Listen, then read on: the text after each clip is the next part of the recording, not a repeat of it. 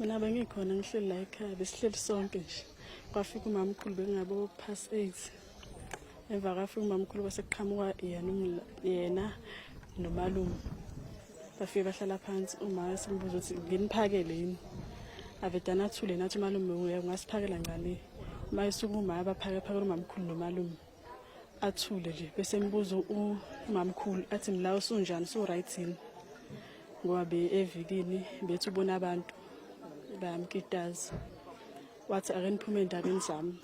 Aqedwa buka iTV na wasukuma khona ikhabethe nje elimhlophe bekunocelembe ubhushi lo lapho kanti umase uqhelisile bethi ucinga wona wangawuthola wasoya ekhabetheni kwathatha ummese ngathi ngamkhuza bese vele siseduze kwama shothi bethi uzomshaya la wase wagoba uma ushaya iqolo ngamkhuza umalume wasukuma amkhuza asuka waya kumalume mayisuka kumalume bese ngasekho mina bese ngiphume nalencane nalomfana yangilandela ngoba ngibiza nale ngintomazana azange ngisazi impilo senzenzelani ngoba ngibe sengimemeza abomakhelwane.